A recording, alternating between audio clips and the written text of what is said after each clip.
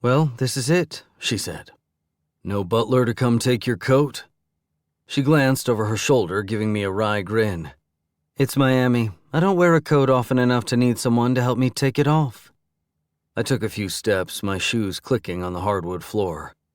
Do you need blueprints, or will an old-fashioned tour do the trick? She asked. A tour is fine. I'll get the blueprints later. She raised an eyebrow. From the moment I'd realized her friends had conspired to hire me behind her back, I'd felt like she and I were locked in a chess match. She didn't want to hire a bodyguard, and although I'd started my day thinking I didn't want the job, my instincts were still tingling. Even here, there was a hint of danger lurking at the edges of Cameron Whitbury's life. I could feel it, and it was going to drive me crazy until I figured out why. Which meant I had to convince her to hire me. She set her purse on a side table and gestured toward a wide staircase. Shall we? I nodded and followed Cameron up the curved staircase. We can start up here, she said as we walked. There's not much to show you in the way of security in here. Blue Water is gated, of course, and the house is outfitted with an alarm system and outdoor security cameras.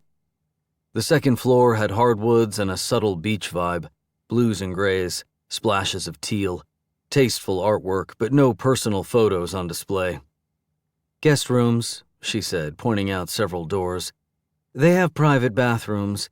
They don't get used very much, mostly by Daisy when she drinks too much. Daisy Carter Kincaid, one of your Blue Water development partners? She glanced over her shoulder. You did your homework. It's my job. Naturally. She pointed to a set of double doors leading to a home gym. Floor-to-ceiling windows offered a view of Biscayne Bay.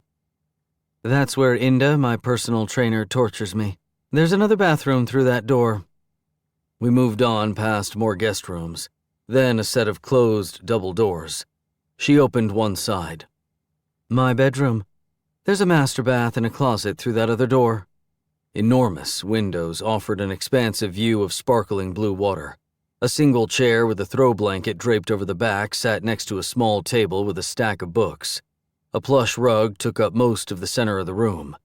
Her king-sized bed was slightly rumpled, one corner of her fluffy white comforter pulled back, like she'd gotten out of bed this morning and left it that way. Something about that slightly unmade bed made my dick stir. Since no one but me has ever seen the inside of my bedroom again, we can move on, she said, closing the door. That brings up another question. I cleared my throat. Are you dating anyone? She tilted her head and the corner of her mouth lifted. I don't date employees. I held eye contact. You haven't hired me, and I don't date clients. Touché, she said. Although if this was all an elaborate ploy to get in my pants, I'd have to give you points for creativity. If this was an elaborate ploy to get in your pants, I'd already be in them. You're very confident in your abilities, when it's warranted. Her lips twitched again and she turned to walk back down the hallway. I followed. No, I'm not dating anyone, she said. Not for about 6 months, and probably never again. There was a hint of pain buried in her flippant tone. It made a coal of anger flare hot in the pit of my stomach. I didn't like the idea of someone hurting her,